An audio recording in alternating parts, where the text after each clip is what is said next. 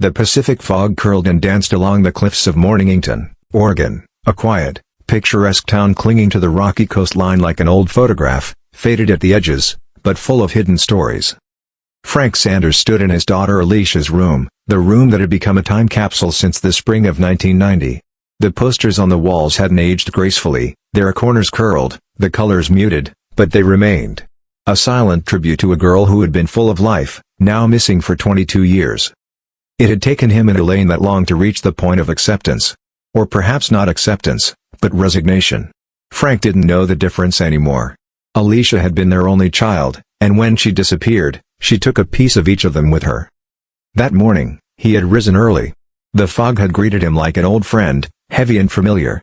The lighthouse stood firm in the distance, its silhouette blurred by mist, its light blinking rhythmically.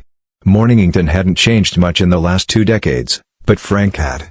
His back was stiffer, his hair silver. He was tired in a way no rest could mend. He had agreed with Elaine, it was time. Time to move Alicia's things. To face the ghosts and memories layered between textbooks and denim.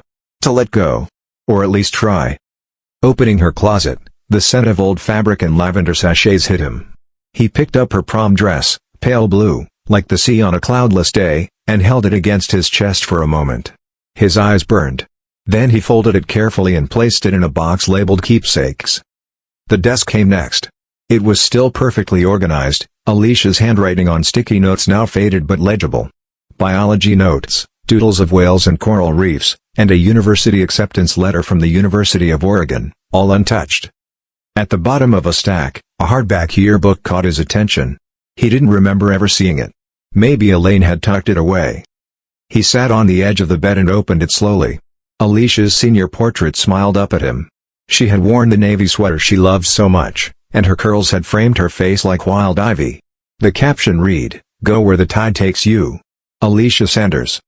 His breath caught. Next to her photo was Amy Davidson, Alicia's best friend. The two had been inseparable. Amy was practically a second daughter to them. She used to stay over most weekends, raid the kitchen, fall asleep on the couch watching old musicals. After Alicia vanished, Amy kept visiting, for a while. But then, she stopped. Frank realized he hadn't thought about Amy in years. That absence, too, now seemed strange. Why had she disappeared from their lives so completely? He turned the page to Amy's profile and read her quote, "Sometimes, to find yourself, you have to leave behind everything else." Her biography was brief, mentioning a desire to travel, to study abroad. No address. No college listed. No mention of where she'd gone. And then, Alicia's playful message, "Don't forget to return my book, The Secret Garden, the Illustrated Classic Edition, you old grandma. Love you forever." Frank frowned. That book had always been Alicia's favorite. She had several editions, but she was particular about that one. It had been a birthday gift from her grandfather. He rose, crossed the room, and pulled open the drawers of her small bookshelf. 5 copies of The Secret Garden sat neatly in the bottom shelf, but not the illustrated edition. Was it possible Amy had never returned it? The thought felt trivial, even silly. And yet, it nagged him. It was the specificity, Illustrated Classic Edition. Alicia had clearly cared about that one. Frank stood for a long time, the yearbook open on the bed behind him, before closing the window. He turned back to the boxes. One labeled donation now half filled, the others barely touched. He made his way downstairs where Elaine was preparing breakfast. She looked up when he entered, her expression softening as she saw the yearbook in his hands. "I found this," he said quietly. "In her desk." Elaine took it from him, running her hand over the worn cover. "I don't think I've ever looked through it." "There's something." Frank paused, unsure how to phrase it. She mentioned a book in her message to Amy. One that's missing from her shelf. Elaine raised an eyebrow. "After all this time?" "I don't know why it matters. But I think I want to find Amy." Frank Sanders sat alone in the living room, the yearbook open in his lap, Alicia's message still echoing in his mind, "Don't forget to return my book The Secret Garden. You old grandma." It was a joke only Amy would have understood. But to Frank, it had become a whisper from the past, a tether to a time he had buried deep under years of grief. Elaine was in the kitchen, quietly wrapping delicate trinkets from Alicia's room in tissue paper. They'd hardly spoken all day, each lost in their own ocean of memories. Frank closed the yearbook and stood up slowly, feeling the familiar stiffness in his knees. His gaze swept across the bookshelves lining the living room wall. Alicia's collection was still there, meticulously organized by genre and color, just like she had insisted when she was 15. He ran his hand along the spines of the books, pausing when he reached the section with her childhood favorites.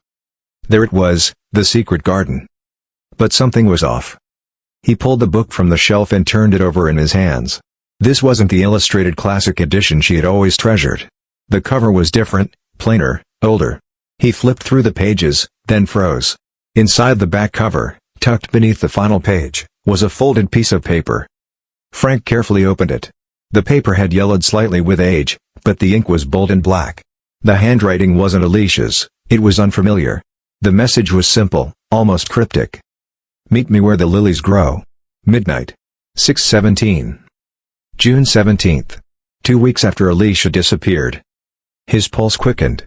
The garden. The lilies. It had to mean something. He rushed to the kitchen. "Elaine," he said, holding out the note. "Look at this." She took the paper, eyes narrowing as she read. "Where did you find this?" "Inside her copy of The Secret Garden. It's not her writing. I think it might be from Amy." Elaine sat down slowly. The lilies. Could that be the old botanical garden? The one on Chapel Hill? Frank nodded. "That's exactly what I was thinking." They hadn't been there in years. The place had been abandoned even back when Alicia was a teenager, its once cultivated rows of flowers overtaken by weeds and silence. But Alicia and Amy used to play there as children, pretending they were secret agents, explorers, or witches brewing potions with wild herbs. Without another word, Frank retrieved his keys. That night, flashlight in hand, Frank drove to Chapel Hill. The winding road brought him past twisted trees and rustling ferns. The path was familiar but ghostly. Nature had reclaimed the area, and vines now draped over the arched gate to the garden. He stepped through. Moonlight filtered through the branches, illuminating patches of white lilies still growing wildly in the center courtyard. He walked slowly, memories pressing down on him with every step. There was a bench. He remembered Alicia and Amy sitting there, giggling with juice boxes in hand. Now, it was cracked, covered in moss. He sat. Midnight came. The wind rustled the leaves. Frank waited, not knowing for what. Then he noticed something new, a small brass plate attached to the underside of the bench, barely visible in the dark. He crouched to read it. In memory of a secret well kept. A. He stared at the plate, heart pounding. Who is A? Amy? Alicia? Or someone else? He took out his phone and snapped a picture, already planning his next steps. He didn't know what he had found, but after 22 years, Frank Sanders wasn't going to stop now. The next morning, Frank sat at the kitchen table, the photo of the brass plate open on his phone screen. His coffee had long gone cold, untouched. Elaine hovered nearby, folding laundry, but her eyes kept drifting to him. "Do you think it really means something?" she asked finally, her voice barely louder than the ticking clock on the wall. Frank nodded. "It's too specific. A secret well kept. And signed just a. That can't be a coincidence." Elaine exhaled through her nose. "Amy. It has to be her. Alicia wouldn't leave a clue like that, she never kept secrets from us." Frank looked up at her. Unless she had too. The words hung between them. A moment later, Frank was digging through the small filing cabinet in the hallway. He pulled out an old phone book, yellowed and cracking at the spine. It had been Alicia's, once used to scribble notes, doodle hearts, and record the addresses of friends long gone. He flipped to the D section. Davidson, Amy. The entry was barely legible. No cell phone, just a home number and a street address, Birch Hollow Drive. Frank didn't even know if the house still belonged to her family, but he wasn't going to sit on this. Not after that night at the garden. He grabbed his coat. Birch Hollow was on the other side of Mornington, nestled behind a wall of tall pines. The Davidson house hadn't changed much. A few shingles were missing from the roof. The paint was faded, but the place still looked lived in.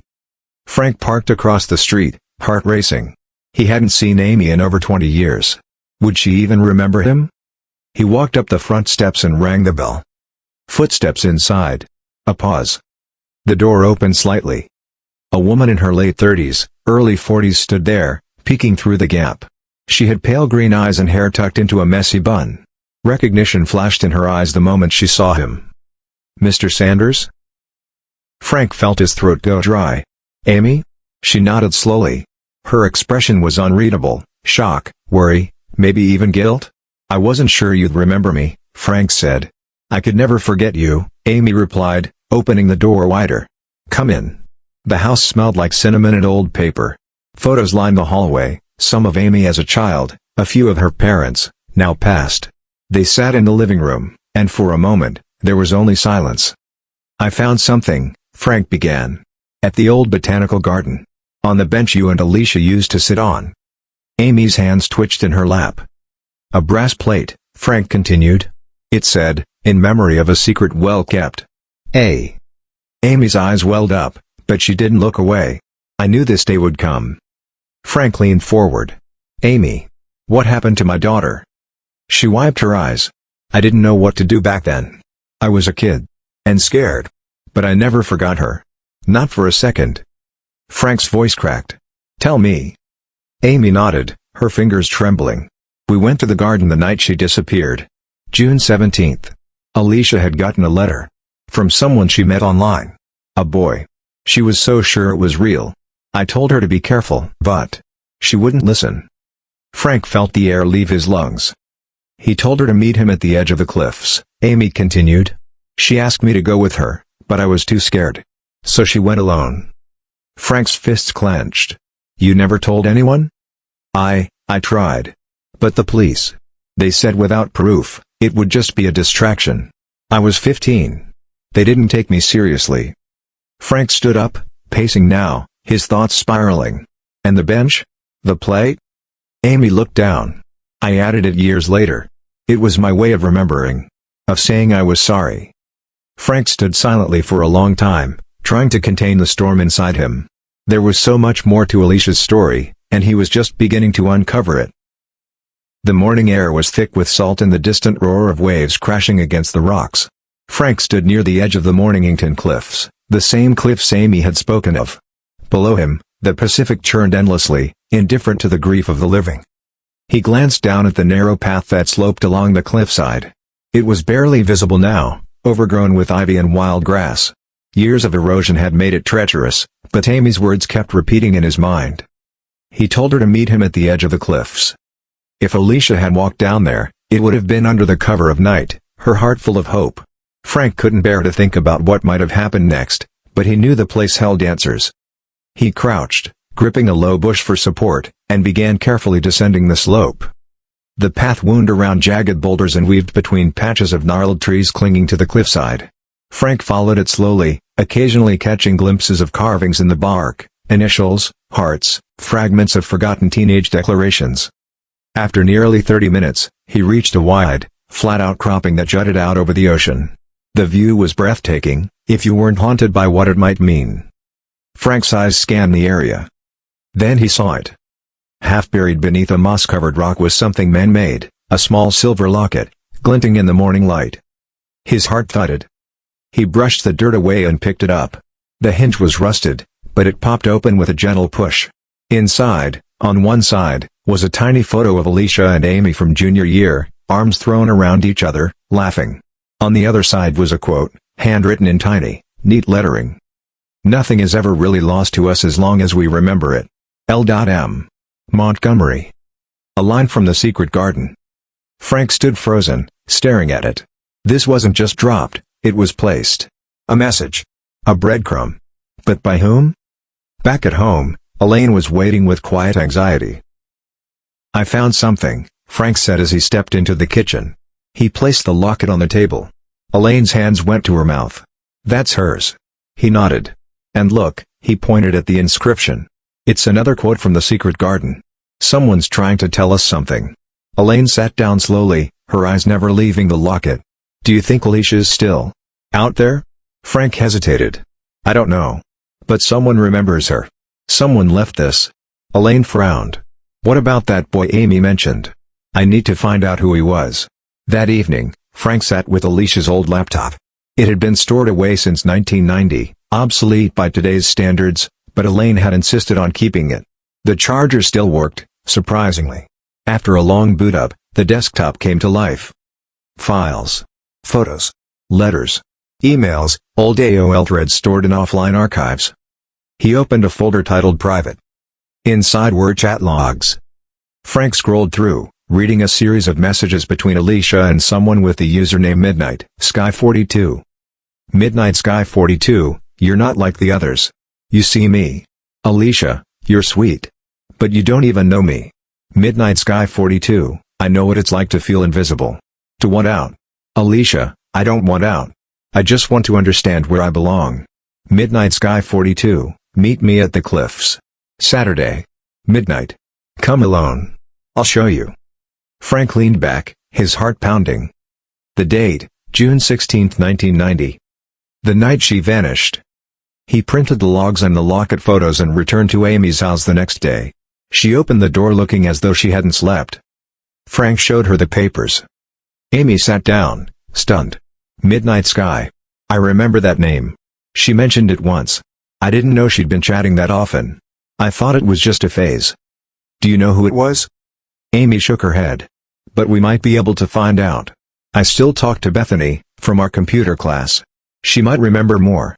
She used to help Alicia with online stuff back then. Frank's mind raced. Call her. Amy hesitated. Are you sure you want to open that door? He nodded. I'm ready to open all of them. Mornington had begun to shift in Frank Sanders' mind. For years, it had been a static backdrop, a place filled with ghosts, where time had frozen the day Alicia disappeared. But now, the town pulsed with fragments of the past that refused to stay buried. Clues were starting to surface, like bones long hidden beneath sand. The fog no longer brought only sorrow, it carried whispers of truth. Amy's house was nestled in a quiet cul-de-sac bordered by swaying birch trees and the ever-present hush of the ocean. Frank sat stiffly on her living room couch while she paced, nervously tapping at her phone. Bethany's still in Seattle, Amy said, voice tense. She's a systems analyst now. She always had a gift for code. She said she'd call us in a few minutes. Frank nodded, but his mind was elsewhere. He kept returning to that final message in Alicia's chat log. Midnight, Sky 42, meet me at the cliffs. Saturday. Midnight. Come alone. I'll show you. He'd read it a dozen times now. Every time, it chilled him. Whoever Midnight Sky 42 was, he or she had lured his daughter to the cliffs under the promise of some revelation. It felt premeditated. Calculated. And for the first time, Frank wondered if Alicia's disappearance hadn't been spontaneous at all, but orchestrated. Amy's phone buzzed. She scrambled to answer. Bethany. Hi. Thank you for getting back to me so quickly. I need your help. It's about Alicia. Frank leaned forward, listening closely. Do you remember that chat handle? Midnight Sky 42? From back in high school? Amy's voice trembled with a mix of hope and dread. A pause. Then Bethany's voice, distorted through the speaker, yeah. I remember. Everyone knew Midnight Sky. Well, kind of. He was this mystery guy in our circle of chat rooms. Always around, always private. Never met anyone in person. People thought he was just a bot or some troll. Frank frowned. Could he have been someone from Alicia's school? Bethany hesitated. Maybe. But Alicia messaged him often, right? She once told me she thought he was lonely. But sweet. I warned her to be careful. She didn't listen. Frank interjected. Can you trace him? Even now? Maybe. If I can access the old chat server archives. I kept some backups from those days, nerd habit. Give me a few days, I'll dig. But Frank. Don't get your hopes too high. It's not about hope anymore, Frank replied. It's about closure. Over the next few days, Frank immersed himself in Alicia's old life. He and Elaine combed through every box from her room, old diaries, movie stubs, scribbled notes, even locker decorations. Each item felt sacred, each one a frozen frame of who Alicia had been. One evening, Elaine found a stack of Alicia's journals. Frank, she called softly, holding one out. June 1990. Frank took it with reverence. The pages were slightly yellowed, the cover a soft purple with a fading unicorn decal. He opened to the page marked with a small pressed daisy. June 12, 1990. Amy keeps talking about graduation trips, but I haven't told her about my plans. Midnight Sky said he knows a place where I can find answers. Maybe even a way to feel understood. He says there are people like me, who think deeper, who see more. I want to believe him. Mom and Dad would freak if they knew I was chatting with someone they've never met.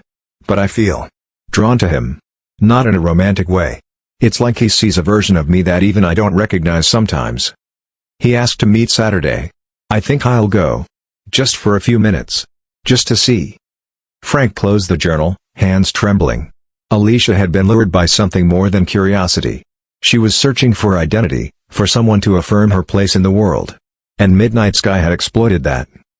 2 days later, Bethany called. Frank. I found something. You need to come to Seattle. Frank made the drive early the next morning, the highway winding like a silver thread through the misty pines. Seattle loomed ahead, glittering and wet under a light drizzle. Bethany lived in a converted warehouse apartment lined with server racks and LED-lit monitors. Her desk was a shrine to technology. She greeted Frank with a tired smile. I went through all my backups. Found logs from the server we used back in the day. Look. She turned her screen. A line of code scrolled quickly, then paused on a chat record. Bethany highlighted a section. User, Midnight Sky 42 IP trace, static, origin, Mornington High admin terminal, registered user, Kevin R. Mallory. Frank's brow furrowed. Kevin Mallory? Bethany nodded. He was a senior. Quiet. Super smart. Tech guy. He helped run the school's computer lab. Kind of. Off, if I remember. A little too obsessed with science fiction and encryption. Frank felt his pulse spike. Do you know where he is now? He disappeared after graduation. Word was, he moved to California for college but dropped out. Some said he changed his name. Went off the grid. But here's the weird part. Bethany clicked a folder and opened a profile.